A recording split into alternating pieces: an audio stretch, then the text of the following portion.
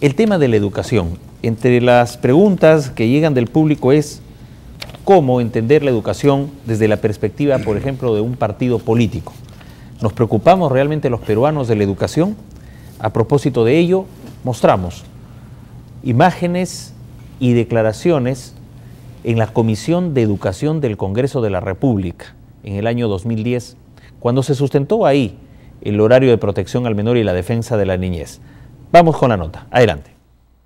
A través de la bancada Alianza Parlamentaria, el congresista Ricardo Belmont, autor del proyecto de ley, sustentó la necesidad de acabar con los excesos que se constatan contra la moral y las buenas costumbres, así como contra la estabilidad psíquica y emocional de los niños y adolescentes. Los noticieros empiezan de muy tempranas horas con escenas dantescas: un niño quemado, una mujer violada, un padre llorando en el sepelio de su hija asesinada, cadáveres tirados en las calles. Nuestra televisión finalmente se ha ido denigrando día a día, ya nada nos sorprende. Vamos con nuestro panel y amigo televidente, el tema de la educación, eje central en esta media hora. José.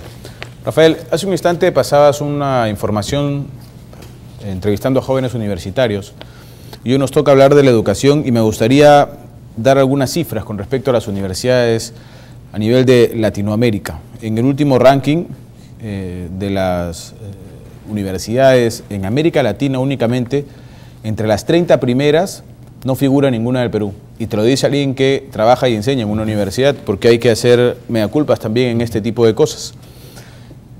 La primera es la Universidad de Sao Paulo en Brasil, en segundo lugar está la Pontificia Universidad Católica de Chile y en tercer lugar la Universidad Estadual de Campiñas también en Brasil. Entre las primeras ubicaciones, Brasil, Chile y México abarcan las primeras universidades y por ahí una de Colombia también, que me parece que está en la quinta ubicación, que es la Universidad de los Andes. Perú recién llega por ahí en el puesto 31 con algo de suerte. Del 31 nos vamos hasta el 46. Pero en fin, ¿cuál es la moraleja aquí? ¿Qué es lo que se quiere rescatar?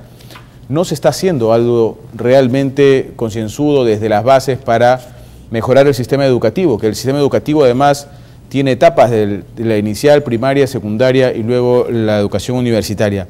Las cifras de los colegios son realmente alucinantes y, por decirlo menos, vergonzosas. Chile se ha ubicado por segunda vez consecutiva en el primer lugar de América Latina en la prueba internacional de educación, la denominada PISA. Muchos deben haber escuchado de ella. Es un programa para la evaluación internacional de los alumnos. Van y evalúan a un número determinado de alumnos en diferentes países que participan aquí. De 65 países que han sido evaluados, Chile ha ubicado el primer lugar. ¿Y saben ustedes en qué lugar está Perú? En el puesto 63. O sea, casi en el sótano.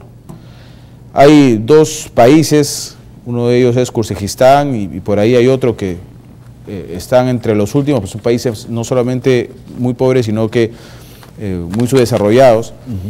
Pero Perú está en el puesto 63. Estamos hablando de lectura, matemáticas y de ciencia. Nos gana Argentina, Brasil, Colombia, Uruguay, Chile, etcétera, etcétera. Es increíble las cifras que se dibujan aquí. Y algunos se alegran muchísimo con el crecimiento de más de 6% este año y proyectado para el próximo año también. Según la legislación comparada, vamos a Ecuador, son fines de la educación ecuatoriana. Artículo 3 dice, inciso A, preservar y fortalecer los valores propios del pueblo ecuatoriano, su identidad cultural y autenticidad dentro del ámbito americano y mundial, propiciar el cabal conocimiento de la realidad nacional para lograr la integración social, cultural y económica del pueblo y superar el subdesarrollo en todos sus aspectos, dice la ley ecuatoriana. Doctor. Bueno, habría que preguntarnos en primer lugar, ¿tenemos educadores en el Perú?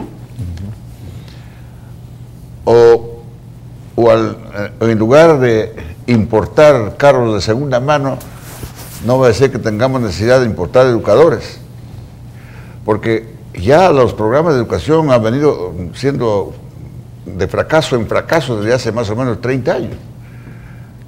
Todos los gobiernos han tenido 2 o 3 programas de educación y todos han fracasado. Los colegios están en un nivel, en el sótano, como dicen los otros. La historia adulterada. Ahora, en algunos países no se llama Ministerio de Educación, sino Ministerio de Instrucción. Porque una cosa es educación y otra cosa es instrucción y otra cosa es cultura. Las tres cosas deben andar juntas de la mano: educación, instrucción y cultura. Aquí, empezando por nuestros gobernantes, son incultos. Acaba de producirse una cosa que a mí me escarapela. El gobierno ha dictado un decreto referido a ciertas conductas en la policía, y como ha recibido críticas, en lugar de dictar otro decreto, parece que no hablan castellano, han modificado ese decreto con una fe de erratas. Es increíble eso. Sí. La fe de erratas, ¿qué cosa significa fe de ratas?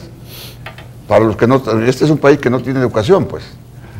Fe de ratas significa error material en la impresión o una palabra mal escrita. Eso es fe de rata. O algún signo Eso de es puntuación. rata. Y la fe de rata es corregir por razones de impresión, de máquina o de internet, etc. Pero la fe de ratas en el Perú, nuestros gobernantes ignorantes, ¿sí? Ignorantes, no solo este, sino el anterior también, modifican la ley, los decretos supremos, las resoluciones con fe de ratas. Que es ilegal, además. Están cometiendo un delito. Claro que sí. Están cometiendo un delito. De manera que aquí este es un problema muy grave. Lo señalado por Rocha es gravísimo, pero eso es lo de menos. Hay muchas cosas más graves todavía.